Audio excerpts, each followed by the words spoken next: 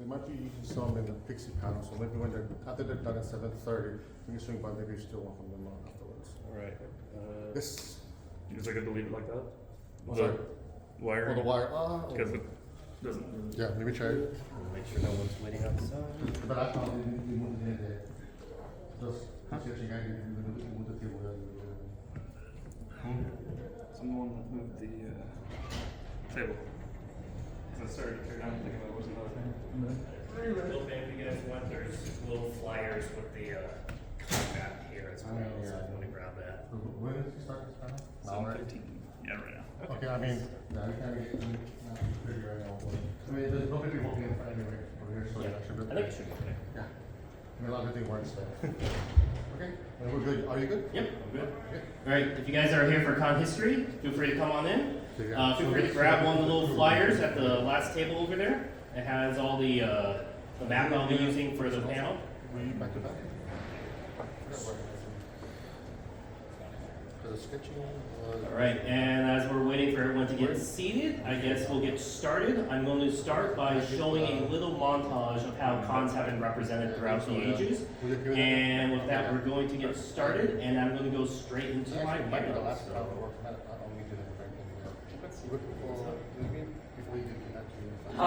Like when you left your quarters for the last time and you opened up your safe, what was the combination? Get a light. What did you think?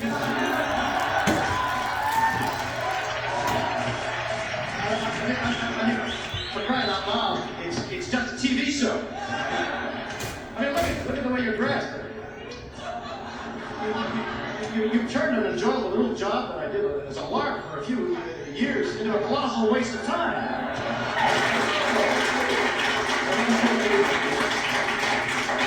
Hello, Uxbridge, how are you? Great, or as I should say, as Bob would say, splenatma Brunoff go. You got it, great. You know, it's wonderful to be here among so many familiar faces. In fact, that goes my speech, you guys all heard it last year. Hi there, yes, it's £5 for a pre-signed photograph and £10 if I sign it in front of you. And for another £10 I'll take my top off. Hey, Santa. Going in. Hi, honey. What can I sign for you? Oh, no, that's okay, ma'am. I'll just go ahead and make a curvation. While you're looking at it, Blasto. Shh.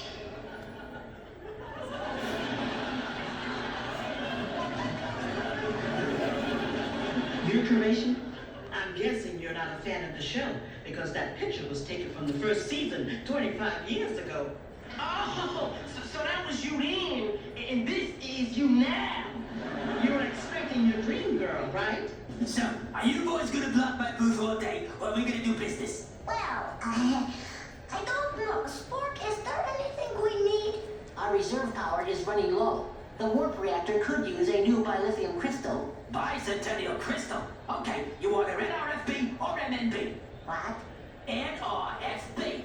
Never removed from box. MNB, mint condition, no box. If the containment field has been tampered with, the crystal would become contaminated.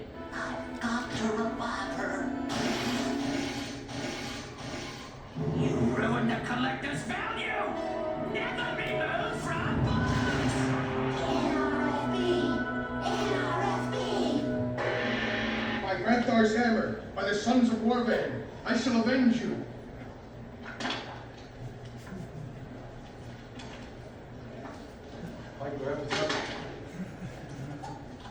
Next. Whole tribe of people who prefer to interact as furry animals rather than human beings. It's instinctual. Many Native American tribes wore entire bear skins, including the head, when they performed their war dances. They thought it made them brave.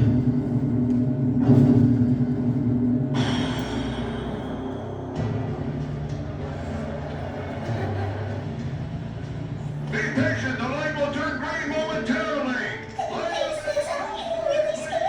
I hate to say I told you so. Okay, here's the part where I give the two of you your assignments for today. Assignments? Assignments. Here are your shopping lists. When we get in there, We're gonna split up. Then we're gonna hit all the tables in the order shown on this map. Excuse me, can you help me? Sure, what can I do for you? I'm kinda lost and I'm looking for post 61. Which way is it? I think you'll find the booth section in the East Hall. How do I get to the East Hall? This is the West Hall. You need to get in that line over there and head upstairs. That'll take you right over to the East Hall. How long do you think it'll take for me to get there? Right now, I think it'll take about an hour. I wasn't paying attention and I got washed away by the crowd. What kind of place is this? I had to stand in line for the bathroom and it took an hour. I figured the little shopping list I gave you was gonna be too much for a first-timer. It's all good. Let's take it easy and look around for the rest of the day.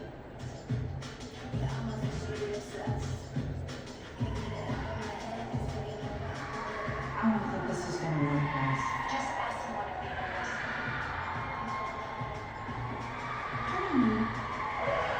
Do you know anyone named Wesley?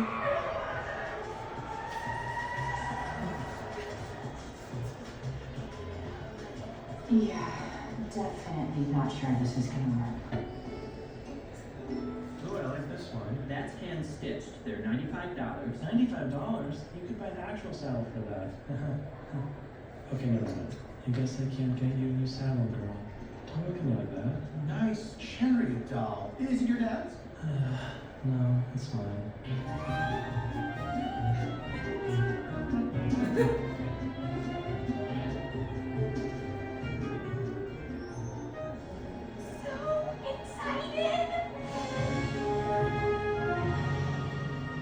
Alright, so there you have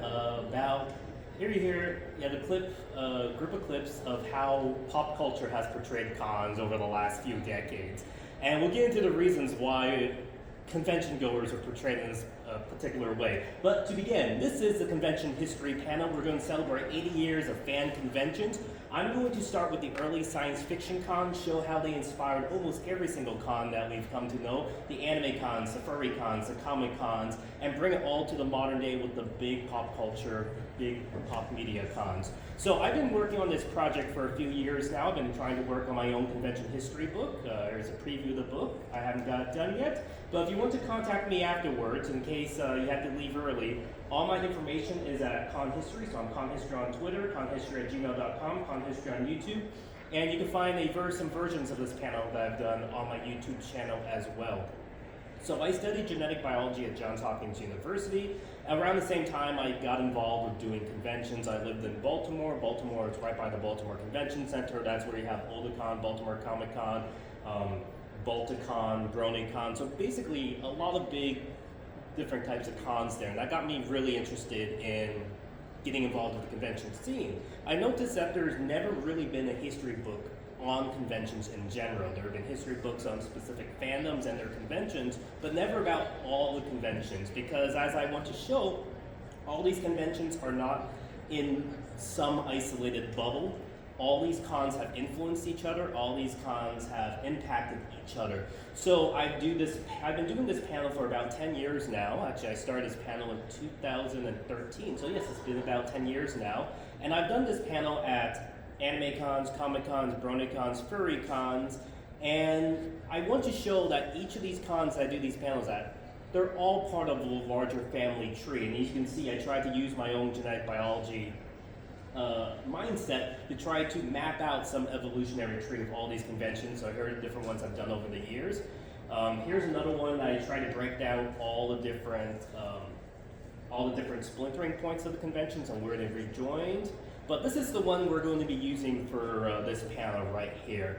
And as you can see, I kind of divided it based off the major types of conventions. So we're going to have conventions that are based around genres. So that will be your science fiction and your fantasy cons. We're going to have cons that are based around industries. This is where you're going to have your anime and your comic cons. And there's going to be two very specific conventions that are going to be elevated to that level that are specifically fan focused. And these are the Star Trek and My Little Pony conventions. And I'll get to why those two cons are elevated later on in the panel. And then we have the odd group, the furries, which technically are not a specific industry or genre, but they also have their own specific type of cons. And we're going to show how they all kind of came from this main branch of science fiction and how most of the cons are shifting to the more multimedia focused cons here at the top right. So we are going to start in 1938. This is the start of the golden age of two genres. This is the golden age of science fiction, and this is the golden age of American comic books. And it's a coincidence that they both start their golden ages around the same time, but this is also where we want to start tracking all these original conventions.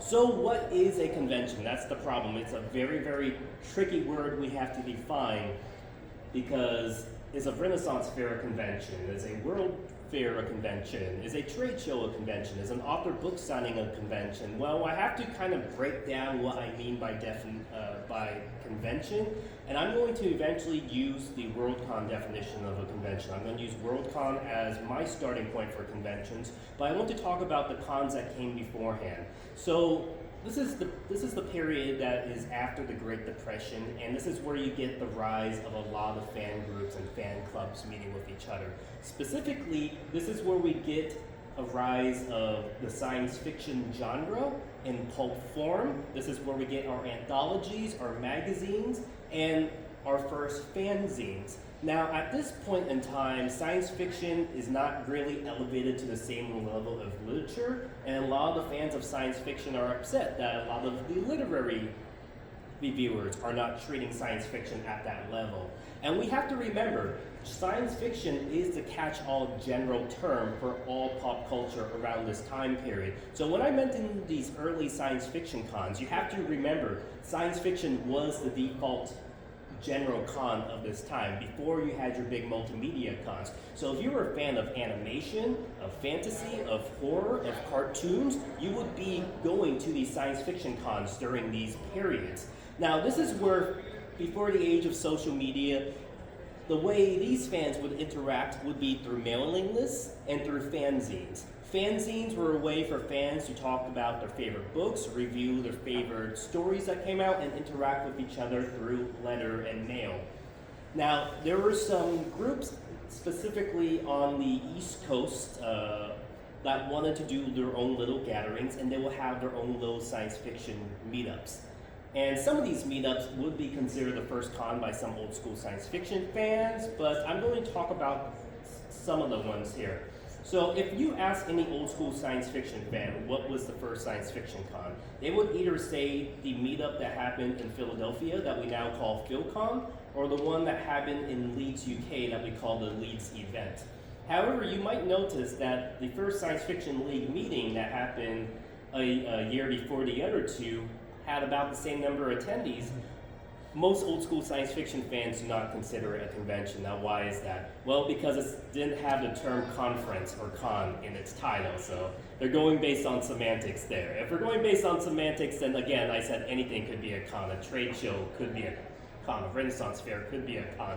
But to kind of narrow down the definition, the cons I'm focusing on are pop culture conventions that are ingrained within a narrative medium that specifically happened based off the WorldCon model, which is my choice for the first convention, WorldCon. It was the first 3-day convention. It was the first to introduce the hotel convention model that we're so used to, and almost everything we could associate with any convention now. You go to San Diego Comic-Con, you go to AnthroCon, you go to BronyCon, you even come to an anime con here in Hawaii.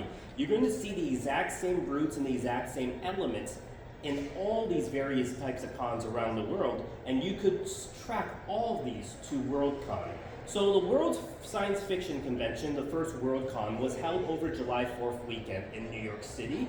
It was trying to model itself off the World's Fair that was happening in New York City around this time. So it introduced a lot of things that we will now associate with a lot of cons. It was the first 3-day convention, so most cons we associate now are held over the course of 3 days. It was the first to have dedicated programming. So program rooms that we all have that started at WorldCon, and a lot of different elements that we kind of associate with cons now. You have your guest of honors, you have your lanyards, you have your badges, you have your room parties, you have your dealers, you have your art show. You can all trace all these to the first WorldCon. You can't really say that about the PhilCon or the Leeds event, which other people would say are the first convention, but I would like to use WorldCon as that model. And from this point forward, I'd like to say all the cons I'm tracing the history of are based off this WorldCon model. Now, there's a lot of different things that we could also see tracked to the first WorldCon. So it was the first to have a dead dog party. If you go to most cons, you will hear the term dead dog used. Sometimes it's used as the last panel for feedback. Sometimes it's called a dead dog dance, which is the last dance of a convention. And most oftentimes you'll have a dead dog party, which is the last party of the con after all the volunteer staff are done with their chores and they get to a room and, you know, just relax and party after a long weekend of work. So we could actually trace the term dead dog to the to 4 days after the first WorldCon, where all the staffers gathered in another staffer's house and just, you know, had fun and started drinking. Now, WorldCon, as I said, introduced the first programming. So here is a copy of the first WorldCon con book, and you can see they actually had organized sessions. Unlike most cons today, these conventions in these early days were essentially one panel room, one paneling happening at the same time. So it's assumed all the attendees of the con will be going to the exact same panel room. They'll leave, take a break, come back, watch another panel, leave, go to a lunch break, then come back to the same panel. We won't have all these multi-track programmings until 40 years later, and we'll get to that. But right now, you still see some formation of the early panels with one panel room. And what I kind of like is on the last day of WorldCon, they actually had a baseball game between the fans of Philadelphia and the fans of New York. And that's probably one tradition I wish most cons kept. Imagine having a baseball game at the end of a con. That sounds fun. Imagine if the bronies or furries had a baseball game for each other at the end. Now, after the first WorldCon, one of the attendees decided to draw their impressions of WorldCon in one of the fanzines, and here they drew the badge pickup line for WorldCon. And this was yesterday when I had to pick up my badge for the Artist Alley. So as you can see, from the very first convention to now, the wait to pick up your badge still has not changed. So that's something that's always been around. Now, WorldCon is very unique because like the World's Fair it was modeled after, and kind of like, you could see it like the Olympics today. WorldCon is not held in any specific city. It's allowed to be held in anywhere around the world, assuming the local science fiction group of that local city puts a bid out, they could win the bid to host WorldCon. Normally these votings would be done by the attendees of that year's WorldCon during the room parties. So all these different cities, Los Angeles, Seattle, Detroit, might throw these big fancy room parties, and that's kind of a way to get them to show, hey, we are interested in hosting the next WorldCon, come vote for us. So it was the attendees of WorldCon that will decide which city will next host WorldCon. So after New York, the next WorldCon was held in Chicago.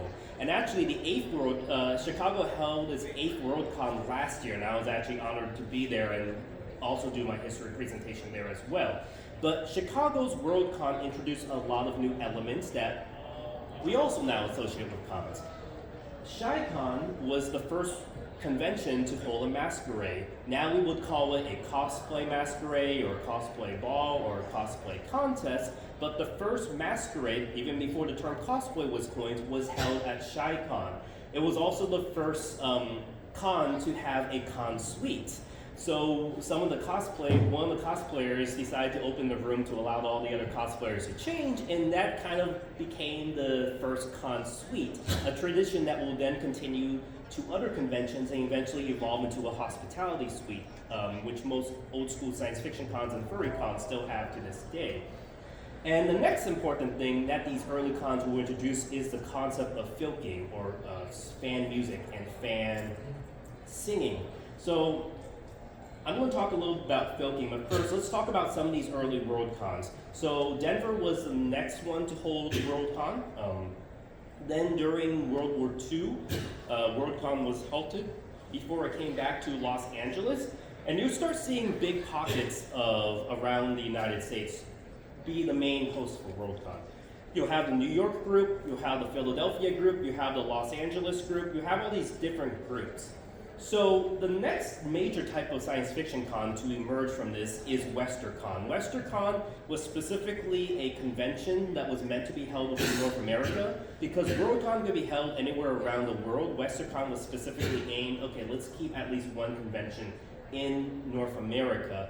And WorldCon also later then started to host the Hugo Awards. The Hugo Awards are the premier awards in the science fiction genre. They are considered the Oscars of the science fiction scene, and one of the most elite literary awards out there. And what's unique about the Hugo Awards, unlike the National Book Award, the Pulitzer, the Oscars, the Grammys, the Hugo Awards are specifically voted on by the attendees of that con. So to vote for the Hugo Awards, you had to be an attendee of that convention. So that really puts the voting for awards within the hands of con attendees, which is kind of unique and special. It's the fans who actually have a say in voting. And that also leads to a lot of interesting elements. So for example, if WorldCon is held in Japan one year, you might see a lot more Japanese authors and artists getting a lot more nominations than if that was held in North America. And when it's held in Europe, for example, you see a lot more European artists get voted on. In fact, what's unique is WorldCon is being held in Chengdu, China this year, so you might see a lot more Chinese authors being nominated for the Hugo Awards. And next year it's held in Glasgow, Scotland, so you might see a lot more Scottish authors being nominated. So it's kind of unique that there is an award show that's inherent to the attendees of these conventions. Now let's get back to folk music. So folking is an interesting tradition because it has its roots as early as the science fiction scene was around.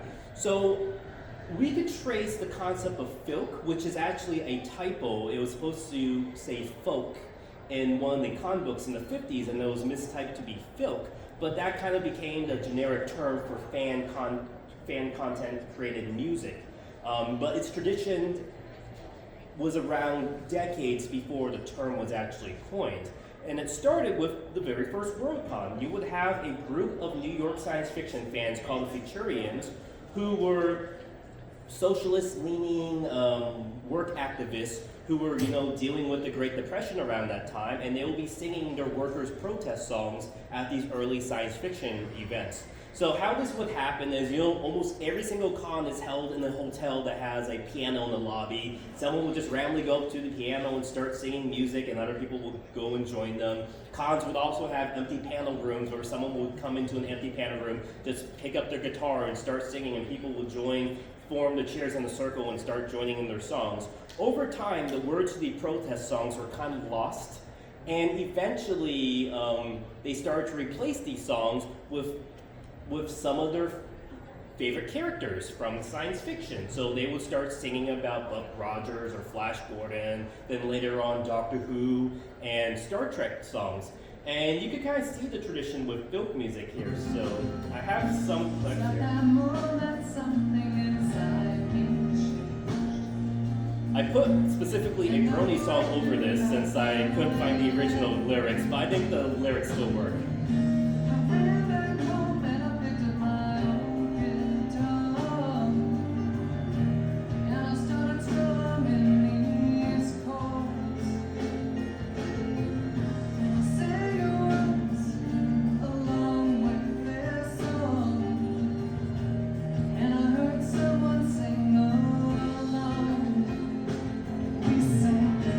Isn't it great to be different?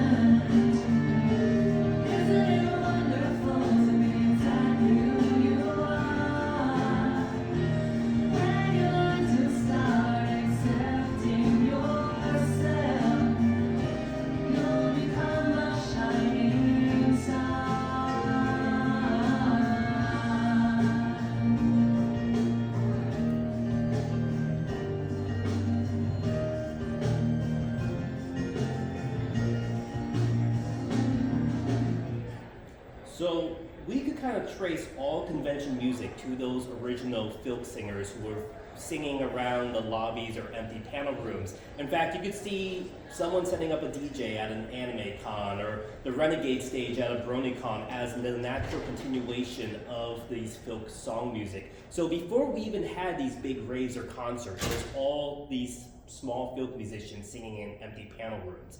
Now, going back to the general science fiction cons, remember, these are the general catch-all cons of the day. So how did you find like-minded fans from different communities if you're at these events? Well, you would have a party floor and the party rooms to go to. Now, nowadays, if you go to most major conventions, you might see meetups for Sherlock fans or Italia fans or something like that on the schedule. So this is kind of what they were doing back in the day. They would normally have a giant bulletin board in the lobby of the hotel, and you will write in Sharpie on there, Doctor Who fans meet in Hyatt 502 at 8 p.m. and we'll watch a lot of Tom Baker episodes. Something like that. So to find like-minded fans at these cons, they will have these different room parties. And this is a tradition that still continues to this day at most science fiction cons. Furry cons that kind of come out of this tradition, a lot of old school furry cons still have a party floor, and I like what's unique about that is within the Brony convention scene, for example, there's only one BronyCon that had a direct connection to a pre-existing science fiction con, and that's BabsCon through BayCon, and for the longest time, BabsCon was the only Brony convention that also had a party floor and the bulletin board, so it's nice that you could kind of see the DNA rooted within a lot of these conventions. And another thing I really like, so here's an example of one of the party floor signs that I saw at one of the old Worlds Cons I went to. In fact, this is probably about 3 decades old right here. This is the very sign that probably created the Anime Con and Furry Con in America as we know it. Another thing I really like about these old cons are before we had apps and Twitter, and how would you update your con attendees? Well, most cons will print out a newsletter, a daily newsletter. Oftentimes it'll be printed as much as maybe 5 times a day. And these would be little newsletters that would be printed on mimeograph machines that would update the transformation panel is moved to room 302 now. This author is stepping down of the writing panel, so this author is going to fill this place. Oh, the autograph for this author is now moved to this time. So this is what they would be doing, and a lot of old school science fiction cons still continue this tradition of printing out little news updates, which I really, really like. And of course, nowadays, if you go to Anime Con like this, they'll probably just update you on Twitter, but this is some of the roots of these early cons. Now, let's move to the next phase of the convention scene, because now we're going to start seeing the science fiction cons start splintering into 2 major parts. And this is also interesting because both the golden age of science fiction and the golden age of comics seem to end around this period and are replaced by 2 new ages. Science fiction will be replaced with the new wave science fiction era, and that's mostly due to Michael Moorcock, who worked on New Worlds, who specifically had a reaction towards the high fantasy that was brought on by the Sword and Sorcery of J.R.R. Tolkien's Lord of the Rings series. So you start seeing science fiction also kind of split. Nowadays, we'll retroactively actively refer to this as speculative fiction, but science fiction was a catch-all term that included fantasy. Now you start seeing fantasy split into its own branch, which is highlighted more with high escapism, and then you start seeing science fiction move towards a more dark dystopian part during this period. And this is what was really highlighted during the new wave of science fiction. On the other hand, you start seeing the golden age of comics supplanted by the silver age of comics. And that has to do a lot with DC and Marvel both having 2 different types of changes within how they did superheroes around this time. With DC, this is where you start getting the Justice League that becomes more and more popular, but most importantly, you get the Flash of 2 Worlds, which introduced the multiverse and confirmed the canonicity of the previous Golden Age superheroes. Then you have Marvel Comics, where you have Jack Lee, Steve Ditko, and Stan Lee, who saw what DC was doing with the Justice League and decided to make their own version with the Avengers. Around this time, Steve Ditko also helped with the creation of Spider-Man, Jack Kirby with the Fantastic Four, and you had this shift in how American comic books were done, where superheroes were actually kind of disappearing during this time period, kind of reinvigorated. And this is where the comics fandom kind of also picks up. So just like these science fiction zines, you start seeing a lot of comic fans move to a lot of fanzines. Like with how the previous science fiction fans seem to be ousted from the larger literary fandom around this time, the comic book fans seem to not be as welcomed at a lot of these old school science fiction cons and meetups during this period. So a lot of these comic book fans said, hey, we have to create our own convention. And in fact, one comics journal during this period said the comic fandom will not be a fandom in its own right until it creates a convention. And this is where we get the first Comic Con, New York Comic Con, also called Tri-State Comic Con. No relation to the current Repop New York Comic Con, but this was a unique convention. This is where if I was doing this, I initially did not consider this the first comic convention, but because almost every single comic book historian considers this the first convention, I include it because it's so vastly different from Worldcon that came before. So it's not a 3-day hotel-style convention with panels and a guest of honor that we now associate with conventions. What the first comic convention was a 1-day meetup at a school gymnasium where they had 6 artists selling old comic books. So this is where you might say it seems different from Worldcon, but it's starting to introduce something that we will now associate with the modern dealer's hall, which will eventually evolve into the modern exhibitor hall. Now, here's a map of, it's kind of hard to see, but here's a map of the first comic convention. You can see there's no programming, no stage, no music. All it has is dealers' tables, and that's it. And in fact, because comics broke off so early from the main convention scene, if you go to an anime con today, you go to a furry con, you go to a brony con, they will have a concert, a dance, a rave, and a masquerade. But because comics broke off so early, almost every comic convention does not have a dance, does not have a masquerade. Some comic cons still have like panels being done in the dealer's hall, which is kind of hard to listen to, but that was the tradition of a lot of these comic cons to this day. Now, a lot of the cons that have the term Comic Con eventually evolve into multimedia cons, and then they start adding the concerts in. But if you look at most pure Comic Cons, they did not have a lot of those elements. But it's interesting because we'll start seeing New York pop up a lot. So New York was the home to the first convention, Worldcon. New York is now home to the first comic convention. It's also home to the first 3-day comic convention, the Comic Art Convention. And this is also where we get a lot of these different fans. So from these early Worldcon attendees, one of them is Ken Kruger, who attended the very first Worldcon as a kid. He decided to hold the Buffalo Fantasy League, which held Buffalo Con in his mother's house in 1940.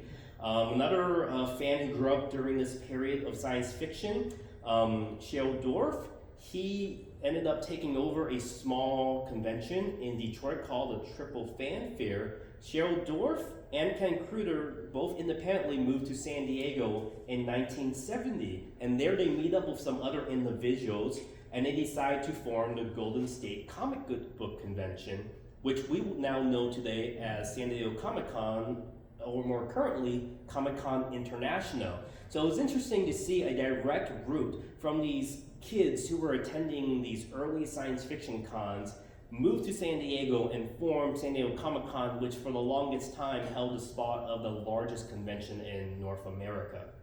Now, San Diego Comic-Con will then be followed by Chicago Comic-Con and some other big Comic-Cons during this period. But this is where we get the introduction of the next new element added to the convention scene, the Artist Alley. And I had to preface this because we're going to see 3 different types of Artist Alleys evolve independently across these different conventions. But Comic-Con was the first to have an area called an Artist Alley. Now, these artist alleys were specifically made for professionals who are working within the comic book industry. So these were for people who are working for DC and Marvel to come to these events, sign autographs, sell commissions, sell original artwork, and sell their comics. Now, this was kind of a way to get a lot of big name guests to come to your event without actually having to pay them as guests, because you have to remember how the guest of honor system was done at these early science fiction cons, because you normally had one guest of honor and it was kind of a lifetime achievement honor. So you didn't really see, as we see now with most major cons, like a con book filled with nothing but guests of honor. This was kind of a way for Comic-Con to get a lot of guests of honor, but say, hey, we will let you sell your stuff, you can make money, and all you do is, you know, just pay for a table, and that's it. Now they didn't have to worry about paying for their hotel, their flights, or anything. They just gave them the opportunity to sell, and you would attract a lot of artists. Now, this is also a period where we start seeing underground comic artists form during this period. You have two big major locations for underground comics. You have Austin, Texas, and San Francisco, California as the two major hubs for underground comic artists. And you start seeing little groups form. So you had the Texas Mafia in Austin, Texas. You have the Air Pirates, who were very infamous for their work that made fun of Mickey Mouse, which kind of got the whole entire Mickey Mouse Copyright Protection Act rolling. I'll talk more about that in my panel tomorrow called Creating Transformative Art. And of course you have other individuals like Robert Crumb, who made Fritz the Cat. So you start seeing a lot of underground comics artists who start making things that we will now associate as modern day zines. So these zines would be either original content created comic or little fan comics kind of poking fun at copyrighted characters. These zines had a lot in common with the Tijuana Bibles that were printed in the United States during the 20s. And from these zines, specifically, you got the rise of a lot of people who like anthropomorphic artwork, and this is where you get the concept of a lot of furry zines. Now, this is before the term furry was coined, but you had a lot of fans of anthropomorphic animals who didn't understand what that was during this time period during these zines. And zine culture will be very, very important because another type of zine culture will evolve independently across the ocean in Japan, called Dondinshi culture. So Dondinshi and zines and Tijuana Bibles, all three different terms, very, very similar, had different convergent evolutions. So your Tijuana Bibles that you would have in the 1920s would be short little 10 to 8 page comics that would have popular characters from cartoon shows like Betty Boop or Flash Gordon or Humphrey Bogart, and they would do these short little 8 to 10 page comics that 90% of it was adult smut.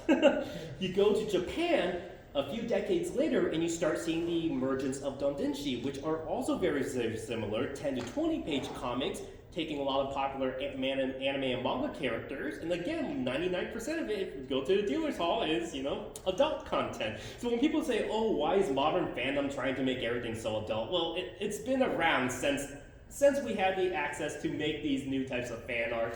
They've been around. But Dondinshi culture specifically started at the science fiction convention that was held in Japan. This science fiction con was heavily inspired by the Worldcon, the American science fiction con model, and they had a little area specifically for these Dondinshi artists. The Dondinshi artists grew so big that they decided to branch off from this pre-existing science fiction cons and decided to create their own event, which we know as Comic Market. Now we kind of call it Comic-Ket. So you can see a direct influence from these science fiction fans to how Dondinshi ended up emerging in Japan. And this is where we get the birth of another type of artist alley. As opposed to the Comic-Con style artist alley, which was specifically made for industry artists, you now see an artist alley specifically made for fan artists to sell fan art and fan comics of unlicensed characters that they don't have the copyright to. And this is going to be tricky because for the next few decades, you're going to have these two different types of artist alleys slowly evolving, still separate, but when they start meeting back in the 90s, that's when a lot of tricky legal issues come into play. But there we go, the second type of artist alley, which I'll now call the Comic-Ket or the Anime-Con style artist alley. Now, going back here, remember when I say the science fiction route was the main general convention of that time period? Well, we're going to start seeing that branch start splintering off. And we're going to look here because we're going to see a major bump in the science fiction tree where you have the emergence of the Trekkies and the Star Trek cons, and this is going to change things up a bit. So let's get started. So Gene Roddenberry introduced Star Trek at a Worldcon. So kind of what DC and Marvel and Warner Brothers are doing today, going to San Diego Comic-Con, New York Comic-Con, announcing, hey, we have this new TV show, hey, we have this new movie coming out. Gene Roddenberry was doing that decades ahead of time, going to Worldcon, announcing his new show called Star Trek. And he must have done something right because he got a very big fan base for this, what would have been a small science fiction show. Now, these Trekkies started to become such a big fan base, they started to overwhelm all these old school science fiction cons. Because remember what I said, these conventions only had one panel room and one panel happening at the same time. So when you have all these young, new Star Trek fans going to these science fiction cons, filling up the allotted panel slot with a lot of panels specifically around this new hip show called Star Trek, what are these old school science fiction fans going to do? They're not going to want to go to these panels, and so you kind of got this weird thing, just like with the comic book fans kind of emerging on the scene. You start seeing all these Trekkies emerging on the scenes, and these old school, old guard science fiction con goers are not liking that. So after 4 decades, they finally got the brilliant idea. Hey, what if we hosted more than one panel at the same time? And boom, you get the birth of the multi-track programming, or the programming track. So now, thanks to the Trekkies, we can now have more than one panel hosted at a con at the same time. And a lot of these old school science fiction cons will start having themes for their panels. So you might have a writing room that's specifically for writing panels. You might have a fantasy room specifically for fantasy. You might have a cosplay room specifically for fantasy panels. And a lot of old school anime and furry cons still kind of keep this tradition going today. So you have the Trekkies to thank for that. The Trekkies also introduce a lot of things we associate with modern, nerd culture, which, again, is not fair to single it out on the Trekkies because they weren't the first to start it, but they did popularize a lot of things we now associate with modern fandom. So shipping, pairing, slash fiction, the self-insert Mary Sue character, all kind of became more popularized around the Star Trek period. And so when the Trekkies decided to host their very first convention, their very first one actually had 3,000 attendees. So right here you have Worldcon in blue, which again is the first convention by my standard that I like to talk about. And then you have San Diego Comic-Con in red. So the first Trekkie Con, Star Trek Con, already was larger than the pre-existing Worldcon and San Diego Comic-Con.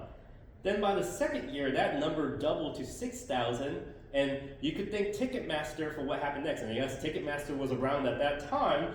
They oversold it, and by the third year, they had 15,000 attendees, with 6,000 having to be turned away at the door because that's how many that convention center couldn't hold that many Trekkies. And again, just like with the first con, Worldcon, just like with the first Comic-Con, and this was also in New York. So New York seems to give birth to all these new types of conventions.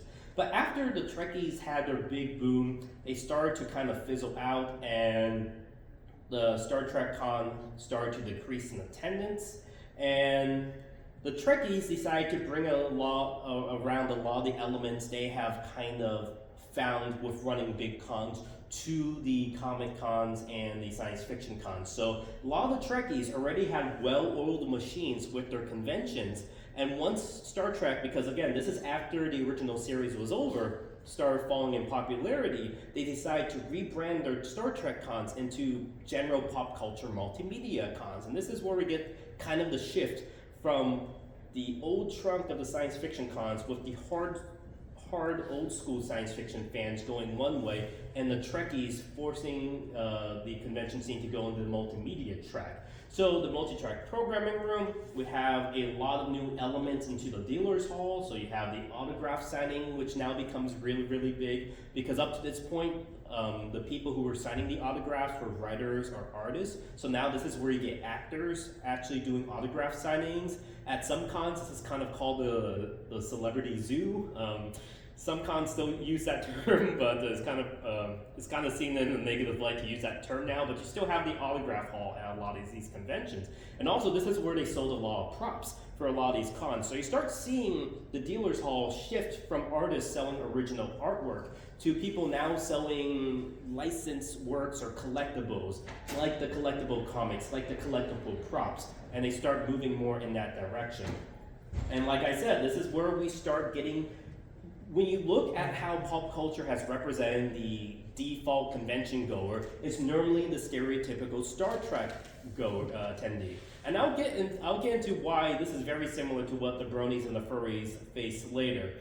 But continuing onward, this is also where we kind of get the first professional con. So the con that tries to make a profit and business out of running conventions. This is where we have Creation Con that tried to make its own for-profit Star Trek cons, because up to this point, these cons were all volunteer-run, non-profit events.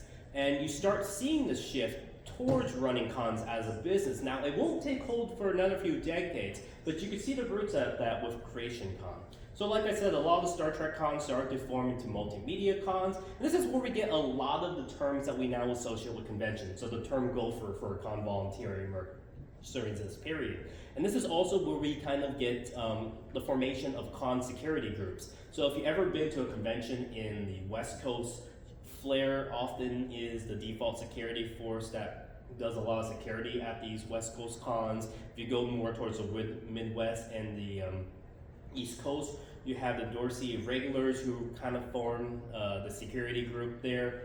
And again, some other coins, this is finally where we get cosplay coined. Even though cosplay was around during the first convention, we finally get the term cosplay being coined.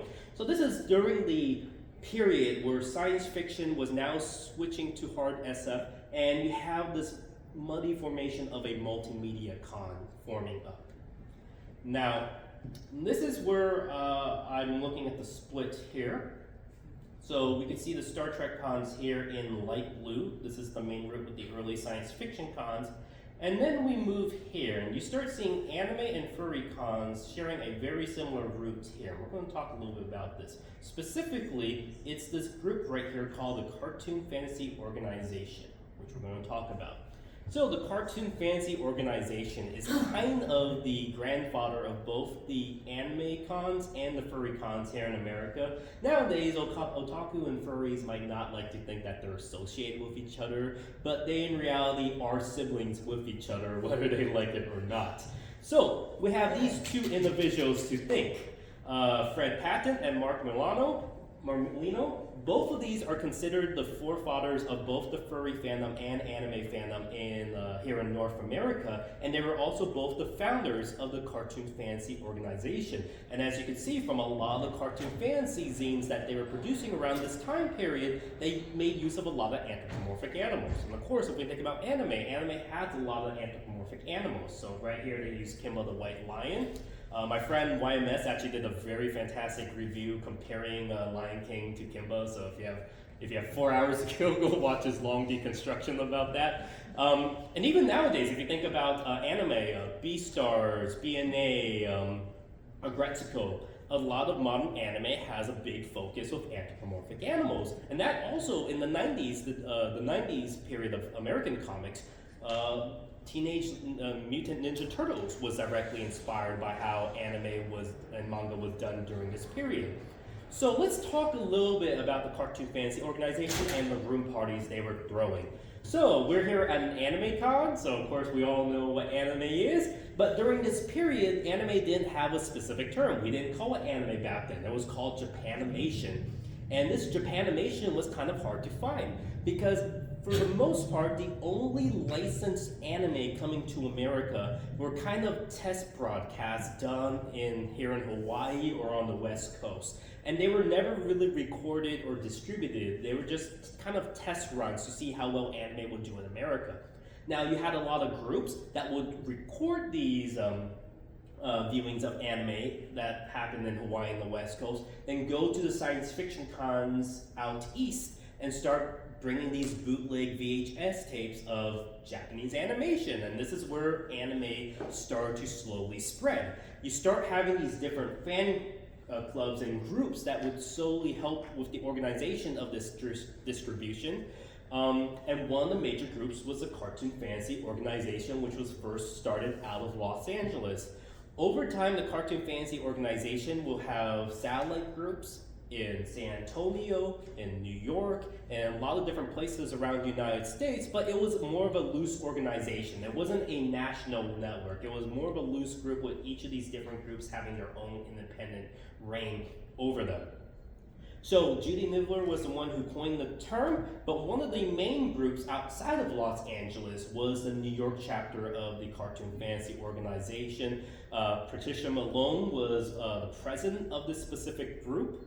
And what they would do is they would coordinate with their own fanzines, specifically with these bootleg copies. And nowadays, piracy is looked down upon. But if it wasn't for these original groups distributing these bootleg anime wouldn't really be a thing in America as we know it. It was these fans who were distributing these tapes that kind of got that ball rolling.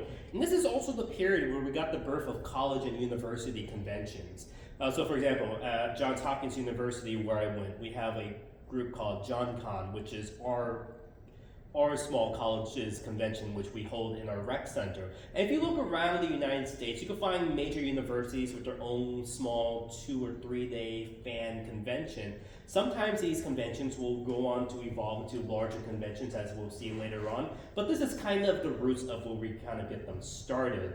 Actually, right before I got here, I actually saw Crack made a video called Anime Conventions in the 80s Were Wild. And it's very, very misinformative because they're talking about anime clubs in the 1980s because anime conventions wouldn't be a thing yet. In fact, I didn't have time to finish watching it, but William Chow, who was around during this period, actually has an interesting rebuttal to all the points that Cracked kind of brought up. So if you have time to watch it, I haven't had the time to watch this yet, but from what I saw, he brought in a lot of interesting takes about the anime clubs during this period. So, talking about these anime clubs, like I said, these are basically what these bootleg tapes will look like. They would be just chicken scratch scribbles on these tapes. And at these clubs, you will see kind of the proto-elements of the modern exhibitor halls. So you'll have people setting up little tables, selling little art books and manga that they were able to bring over here. And also, this is where anime screenings became very important. If you go to almost any old school science fiction clubs, you'll have screenings of anime during this period. These anime clubs will also have their own screening, but because this was a period before subs and dubs, you would sometimes have someone have to interpret what's happening on screen, or they would have photocopy little booklets that would actually give you a synopsis of what's happening. Sometimes they'll have a character guide and everything that you'll need to kind of have an understanding of this. This is the period where we kind of get the first anime music video, or the AMV. At that time, a 21-year-old James, who I think recently passed away, he decided to mash up scenes from Space Battleship Yamato with All You Need Is Love from the Beatles, and it was an interesting mashup. Unfortunately, I can't find the original video, so we don't have that to show. But this is where we kind of get the birth of the AMV, which becomes a big element of anime cons here in America. That's actually what separates anime cons from America from anime cons around the world, is the unique style of how they run AMV panels and AMV contests here in the United States. Now, going back to all the different small clubs and university events, for some reason, Dallas seems to be the hub of whenever there's a few groups that want to claim to be the ones who hosted the first anime club in the United States. And what's weird is all of them happen to take place in Dallas. So the first con that claimed to have a focus on anime was the Dallas Fantasy Fair in 1982. Then YamadaCon, which was a one-day convention held in the university, the next year was the first to say it was a pure animation con, so no other elements, we just focused on anime. But for the most part, most people consider KawaiiKon that happened a few years after in 1990, the first anime con, because like I said, it follows a lot of the same models that we had with Worldcon. It was a 3-day event held in a hotel with the hotel model, the programming model, the staffing model. So you could say YamadaCon might be the first anime con, but it was very, very similar to the New York Comic Con that was happening in that small gymnasium I was talking about. KawaiiKon, I would say, is the first that kind of is the basis for how most anime cons are held here in the United States. So, talking about these early anime cons, they got a lot of influences from Comiket. So this is where we start getting the importation of the anime con style of Artist Alley. So now you have artist alleys in the United States that are filled primarily with fan artists. In fact, a lot of anime cons here in America want you to have fan art. And in fact, if you don't have enough fan art, you might not be accepted. So during this period, the first anime con to break 1,000 attendees is Anime Con, held in San Jose. Because it went in the red and went bankrupt, they had to reform. So the group that kind of took over it was kind of the same group, but legally they were a distinct business, was Anime Expo the following year. Anime Expo kept the con in the same hotel and eventually moved to the Los Angeles area and became the first anime con to pass 5,000 attendees in 1999. Then in 2001, 10,000 attendees, and then 100,000 attendees in 2016. And Anime Expo is still the largest anime con here in North America. Now, another splinter group from this original anime con was Anime America, which was a rival con in Santa Clara. And the year after Anime Con folded, it moved into the exact same hotel Anime Con used to be held in. So another notable cons that happened around this period were Otakon, which is now based in Washington, D.C., but previously in Baltimore, Maryland. You had Fanime, which I would say is another successor to this entire family tree, which is still held in San Jose. Then you have Anime Central, also known as ACEN, in Chicago. And like I said, it adapts a lot of the elements of Comiket, including the Artist Alley, and most importantly, the Japanese style of raves and concerts, because up to this point, now I said, we had folk music, and sometimes we might have folk concerts, but we never had concerts on the level that we had in North America until the anime cons brought that style of rave concerts over here as well. So going back to the original Anime Con, you can kind of see the evolution of how it splintered off into Anime Expo and Anime America. And after this group folded and Anime Expo moved to Los Angeles, Fanime was founded and basically filled that same location in the San Jose area. So let's continue, make sure I have time. And like I said, Anime Expo still was the largest anime con. You can see it really dwarfs all its other competitions. So right here, right before COVID, you can see the Anime Expo numbers just really outpacing Otakon, which also had high attendance for the longest period, and all these other ones right here. But in comparison to San Diego Comic-Con, Anime Expo is still small. Again, you kind of start seeing a breakdown. You have the furry cons, that's kind of the smallest. Then the anime cons are about tenfold the furry cons. Then the comic cons are about tenfold the anime cons. But then Comiket is like even more than San Diego Comic Con, so you can see that there. Now going back to the Cartoon Fantasy organization, now after the group kind of splintered off and all the different groups kind of folded, you start seeing a few remaining clubs remain that are not specifically focused on anime, and the original group that was found in Los Angeles decided to host room parties. Now the mascot of the Los Angeles group was this creature called a Skiltear, which is an original species. Original species are something very common to the furry fandom, where you kind of create hybrid species or new species. But the Skiltear is an alien-like weasel, which was created by Mark and kind of became the default mascot of the club. And as you can see, he also has a house in, he also named his house Prancing Skiltear, which is still around today. And if you saw the furry documentary, The Fandom, you could see a modern interpretation of the Skiltear as the mascot. Now, the Cartoon Fantasy organization, like I said, was primarily an anime club that was focusing on distributing the anime VHSs. Over time, they started to get permission from these studios to distribute anime, and more and anime became more and more legal in America because these studios were working hard with them. In fact, Fred Patton, as we were talking about earlier, started to be revered for how he was working well with the professional side and trying to get anime brought here to America. But what's odd is a lot of the fans also revolted because they thought, hey, we are fans, we're supposed to be separated from the professional field, and you start seeing a lot of revolt against how Fred Hackett was doing things. That's why a lot of the different chapters of the Cartoon Fantasy organization started to fizzle out.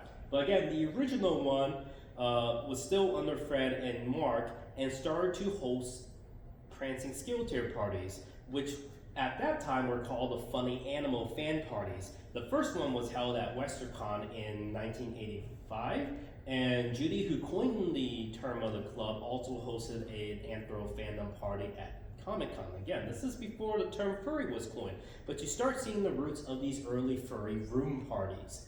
And from these room parties, they began to grow so big that they started to overwhelm the original anime fans that they were originally showcasing these groups for. And you start seeing the birth of this anthropomorphic fandom during this period before a term was even coined for it. So we got FurryBuck, which is an online chat group that emerged during this period. And as the group became so big, the parties, they decided to turn the Prancing Skill Tier party into Conference, which we now consider the first FurryCon. So Conference adapted a lot of the same models that we had from the science fiction cons. So the reduced room rate, the staffing model, the party floor, the multi-track programming. In fact, if you go to most furry cons, they still are very, very similar to how science fiction cons are run, as opposed to the anime cons and the comic cons, which drastically evolved during this period. So going to this one, let's talk a little bit about the carryovers. So you had a lot of carryovers. In fact, I could probably include the anime and the comic cons here. So most of these things that the science fiction cons started are still continued over to these other cons. So the hotel block room model, having one guest of honor is something the furry cons still continue. The anime cons and comic cons switched to having books and books of guests of honor. Programming track has still continued on. The movie screenings, of course, became the anime screenings here at anime cons. Comic cons did not continue. They evolved. They left before that tradition started. The room party floor was a big element of the furry cons, which they kept. Most anime cons and comic cons do not keep the party floor element anymore.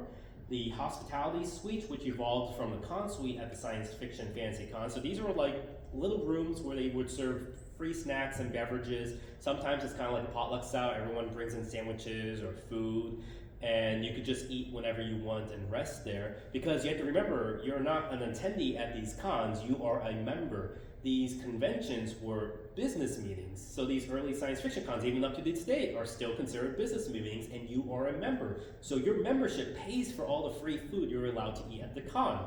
Furry cons kind of continue the tradition of the hospitality suite, but because the furry cons started to grow so big in numbers, they didn't have the money to afford keeping up the hospitality suite, so that they eventually got rid of the free food, but kept the restroom area, and that eventually evolved into the zoo a la furry cons. And I won't say it's a direct evolution, but you could say an equivalent at anime cons is probably the maid cafe. The dealer's hall eventually evolved into the dealer's den at these early furry cons. Anime cons and comic cons, we now know it as the exhibitor hall. The artist alleys, again, emerged after the science fiction cons, and you had the three different types. Like I said, the industry artist alleys, the fan artist alleys, and furry cons would create their own new type of artist alley, which was the daily artist alley. So basically, they had a group of tables that was set out, and basically either by a lottery or first come, first serve, whoever grabs the table gets to go in there and sell commissions. So unlike the artist alleys you see at comic cons or anime cons, the furry artist alleys were essentially, you don't have these giant towers or posters. You just had a booklet and you just drew small sketches and commissions there. And what's one interesting evolution is the cosplay masquerade, which was kind of the highlight of the science fiction cons during this period. and it was normally be held on Saturday evening. When the furries took it over, they moved the cosplay masquerade to Saturday afternoon. And because of that, the dealers couldn't see the fursuiters. So they decided to march the fursuiters through the dealer's hall after the masquerade, and that evolved into the fursuit parade, as we know it today. So you could start seeing all these different evolutions that came from these early conventions. And now let me make sure I have enough time to finish everything else. But we're going to quickly go through. Conference was the first, but eventually had its height and decline, just like we saw with the Trekkies. Then we started to see a group called Conference East, which is completely separate because during this period, the term conference was the genericized term for a furry con. Like how we use Comic-Con to talk about any Comic-Con, a conference was what we call a furry con during this period. So you had Conference East, which was formed after a group felt like they were discriminated by the local PhilCon, that first con we were talking about earlier. And they decided to have their own event and moved to Albany, where it became known as Albany AnthroCon, and they made Uncle Kage, as he's known, Dr. Conway, as the first guest of honor, and afterwards he left as a chair, and he's since been chair of AnthroCon. So very similar, we can see the evolution, start with Conference East. Eventually that con was canceled, Albany AnthroCon replaced it, which eventually moved to Pennsylvania. First in Philadelphia, then to Pittsburgh, where it's still today. In fact, when it first moved to Pittsburgh, when it first moved to Philadelphia, it was nicknamed SteerCon because there's a lot of the elevators were hard to get through. So, yeah, and in fact, most of these, I'm sure even here, if you were staying at the local con hotel, you're going to be waiting in lines for the elevators. So that's the thing. Elevator cons are still a thing. Now, Uncle Kage made a lot of changes. So originally there was a charity auction, and the charity auction actually was called a pet auction. And Uncle Kage thought, oh, that seems far too adult. So he renamed it to become a charity auction. And charity auction was a very important point for these early furry cons, because you remember during this period, the furries were kind of discriminated. So by making these cons, it was a great way to ingratiate them back with the local public. AnthroCon was the first furry con to break 5,000 attendees in 2012. Then later, Midwest Fur Fest broke the 100,000 attendees in 2018. So for the longest time, AnthroCon was the largest furry con until Midwest Fur Fest eventually broke them. So I'm going to quickly go through the next few periods to make sure I have time for everything. But this is where we get into the comics boom and bust period. And this is where we kind of get the more commercialization of the convention scene. So Fan Expo Canada started the Fan Expo brand of conventions, which was later acquired by Informa.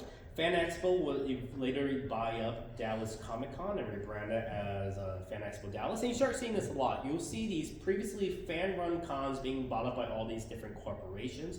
For example, Wizard Magazine decided to start running cons. They became known as Wizard World, bought up Chicago Comic Con, one of the oldest comic conventions, and rebranded as Wizard World Chicago.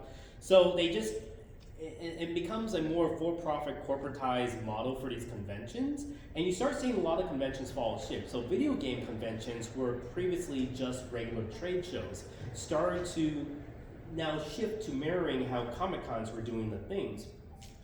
San Diego Comic-Con, the largest convention in the United States during this period, eventually rebranded itself as Comic-Con International, then later took over WonderCon, Alternative Press Expo, and eventually was the first convention to pass 100,000 attendees. Rival convention New York Comic Con, no relation, started in 2006 and eventually surpassed San Diego Comic Con in numbers. Now what's interesting about New York Comic Con is its two founders. I don't think I have it here. We'll talk about that later. But basically how these different groups try to corporatize conventions, let's say. And then let's go back to the anime-cons during this period. So, who remembers yaoi paddles? Because that's a thing. The walls and walls of Dakimakuras and Dondinshi. And unfortunate cosplay that we had the rise of Italia cosplay during this period. And a lot of people wearing Nazi uniforms, which is a big no-no. And that will come back later. But now let's talk about the love child between furries and Trekkies, which gave birth to the bronies.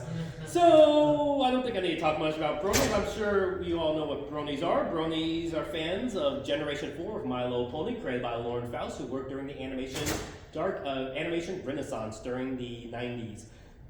During this period, you had an animation dark age. I would say brought on by Family Guy and Johnny Test, but it's your opinion. But then you had a period called the animation revival. This is a period where you had Adventure Time, where you had Steven Universe, Gravity Falls, and of course My Little Pony was part of that animation revival market. Now, the Bronies kind of formed in a similar way to the Trekkies. They just kind of came out of nowhere and had these giant conventions.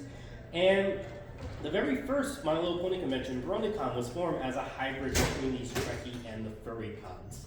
Now, the first BronyCon was formed by an individual named Purple Tanker, and since it's Trans Visibility Day, I want to highlight that Purple Tanker is a trans individual, and you'll find that interesting that of all the fandoms, the Brony fandom is heavily influenced by its trans community. Like almost every single furry Brony convention is founded or chaired by a trans individual, and I think on the day of trans visibility, that's something very, very important to mention.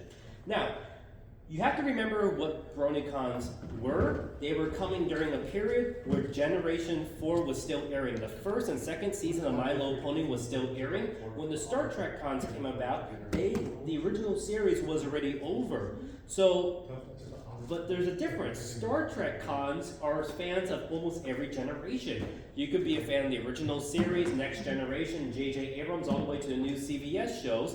My Little Pony fans are fans of only G4 My Little Pony. They don't care about the first 3 generations, and the 5th generation that's starting now, they're iffy about. So, unlike the Star Trek fandom, where you could pull a guest of honor from any show, you can't do that with Bronies because you have basically 4 VAs, 6 main characters, voiced by 4 VAs, 2 of them are notoriously hard to get, and you have all these different PonyCons fighting over all these different VAs. So you had BronyCon, but within 3 years, there is more BronyCons happening around the world, and actually there's more BronyCons happening in the United States than when there were Star Trek cons, Doctor Who cons, Harry Potter cons, Twilight cons, all combined, which is really, really crazy to think about. So all these countless BronyCons are fighting over these small number of guests, and that becomes very, very tricky because we have this event called Las Vegas Unicon. So you might hear about DashCon or TanaCon or Firefest. Well, this was the original convention, and I think it had more impact on the overall convention scene than these other ones. Now, Las Vegas Unicon had all these big name actors. It had John Delancey who voiced Discord, it had Lauren Faust and all the VAs. And all of a sudden, some weird stuff started happening. The autograph money started being stolen. The vendors couldn't handle actual money, and then the people, sponsors who paid thousands of dollars for these nice hotel rooms were being kicked out. And it looked like it could have ended because just like other franchise cons, My Little Pony is based on a franchise, a copyrighted franchise. Technically, these cons are in a gray area of legality. Anytime Hasbro could come down and say, hey, these cons are done. So it was at that point where the Brony fandom could have technically ended. So during this period, the Brony fandom was kind of all fighting, and they saw this happening. They all kind of united, donated money to save the cons, and then had an emergency meeting. Okay, let's calm down and make sure this thing didn't happen again. So the Bronies not just had started to have an impact on how the Brony cons would now be shaped by kind of lessening the cons and creating new departments, but this would also influence how Comic Cons, Anime Cons, and Furry Cons would also reform how they did things. So first, the Bronies will now introduce a new department into the convention stable, which we will call the VIPR, or VIP Relations Department. Sometimes it's called Guest Relations, sometimes it's called the Green Room. But this is a new type of department that has kind of been retroactively adapted by almost every single convention. So let's talk about how most cons do their guests of honor and autograph signings. In the traditional furry or science fiction model, you had one guest of honor from the industry and sometimes one fan guest of honor. Then you come to the Comic Cons and Anime Cons and you have tables and tables and tables of all these different guests of honors. And a lot of the old school fans will call these cons cattle conventions because you're waiting like cattle in line to get autographs, to go to panels and whatnot. And these guests are treated like cattle, shoved from panels, shoved to autograph signing, shoved back to panels. And sometimes these guests will be overwhelmed and overworked. And it's very not stressful for them. But because these anime cons and comic cons are so big and they have so many guests to pull from, if one VA or one comic book artist got annoyed or got upset, I was like, it's fine. We have tons and tons of VAs and artists to pull from for our guests. So who cares if we overwork a few? You can't do that with the BronyCons. Like I said, 4 VAs that you have to pull from. And so the VIPR department was a way to kind of really treat these guests as with respect and kind of treat like a vacation for them. Make sure that they weren't overwhelmed or overworked. If they're doing too many panels, cancel the panels or delay the panels. If there's too much autographs, cut off the autograph lines, make sure they got water, make sure they got treated. If they were overworked, help them. So there was kind of like a hospitality department specifically to cater to these guests. And it worked so successfully for the Bronies, a lot of these different groups eventually started picking up a similar department. And the Bronies started to introduce a lot of different elements that became a staple at a lot of different cons. So the communication tags were started at BronyCon in 2015. The first furry con to do that, Midwest Fur Fest, started 3 years later. Because, like I said, the Brony community is heavily trans. You had a lot of switches to gender-neutral bathrooms, which kind of become the default at a lot of cons today. So the Bronies, while they were a small fandom, introduced a lot of elements that have been since adopted by other cons later on. Then you had this group called Kitty Corral. I'm going to quickly go through this. Formed quirky events. They decided to form PonyCons.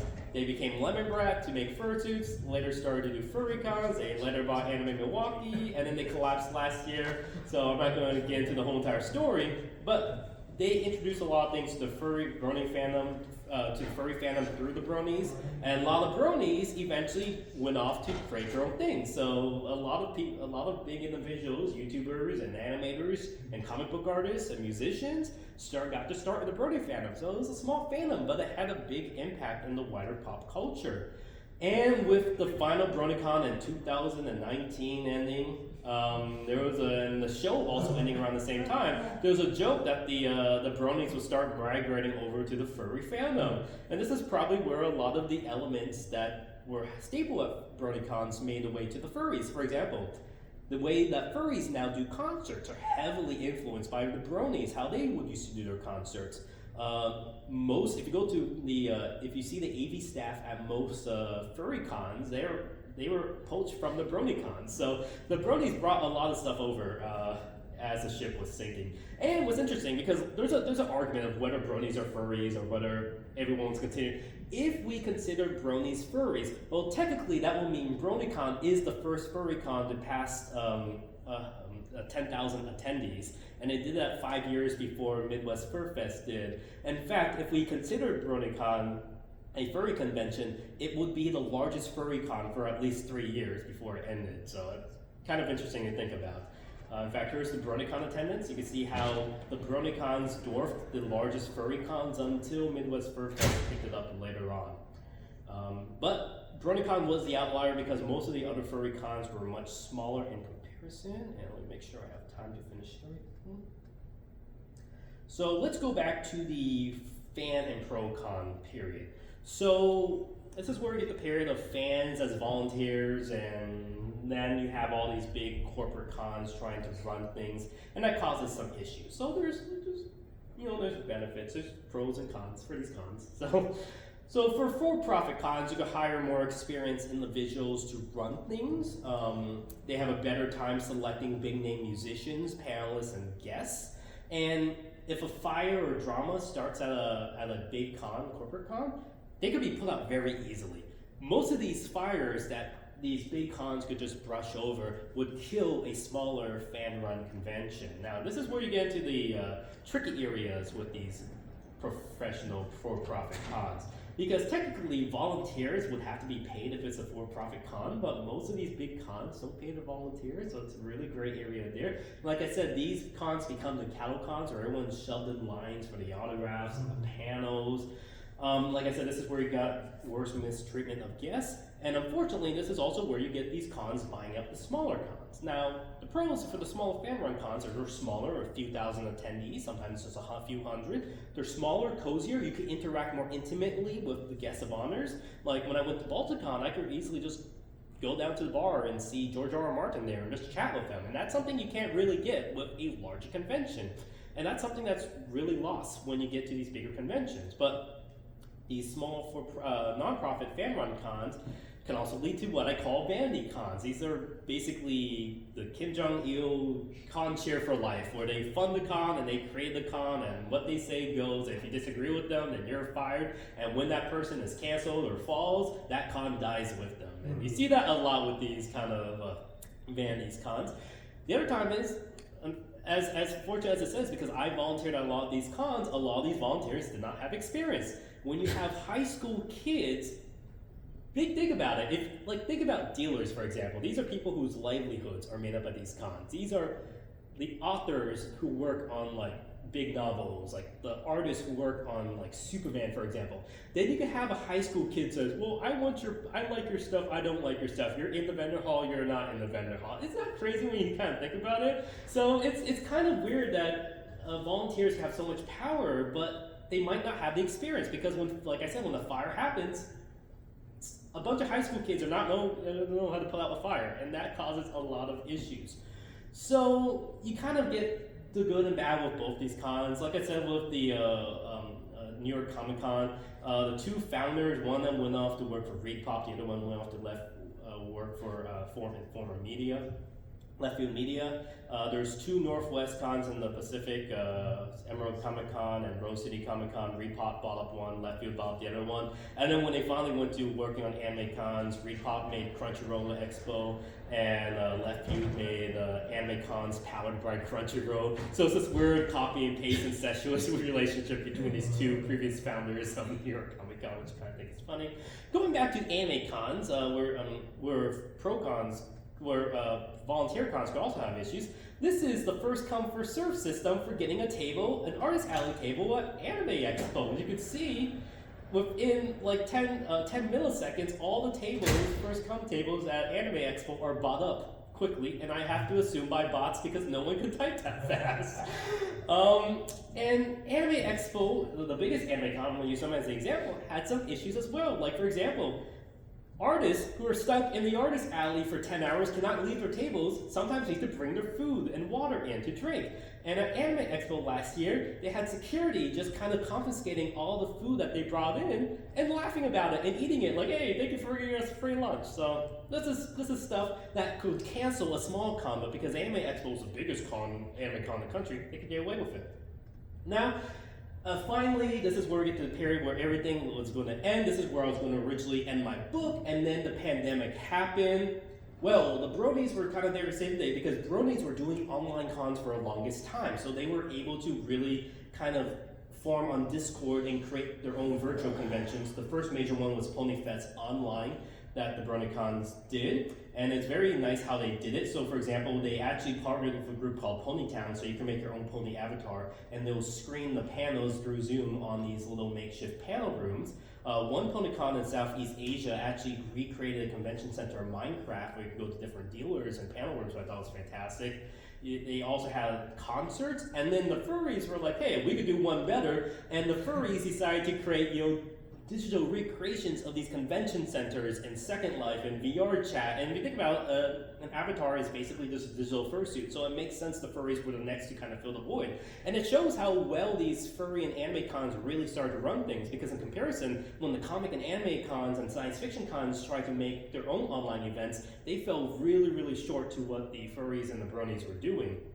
But you started to see a lot of unique things happening during this period. So for example, you have FireCon, which was specifically a convention for Black specific authors and writers. You had Constellation, which was a kind of fun, tongue-in-cheek Facebook group that kind of poked fun of all these different conventions during the pandemic. And since I'm running out of time with that, I think it's going to end with I'm going to end with one video. This is a video I recorded at the final BronyCon, And I'm going to end it on that. And at the end, as I'm sending down, if you have questions, feel free to ask me any questions. But we're going to end on this video right here.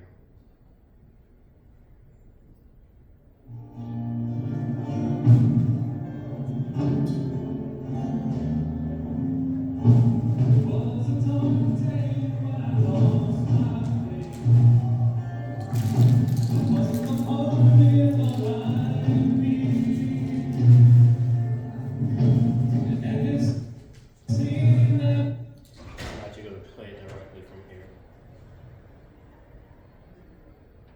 But what's important about this video was, if you think about it, it's not only the final BronyCon, it's the 50th anniversary of San Diego Comic-Con, it's the 80th anniversary of WorldCon, so I think this wraps up this entire story I wanted to tell.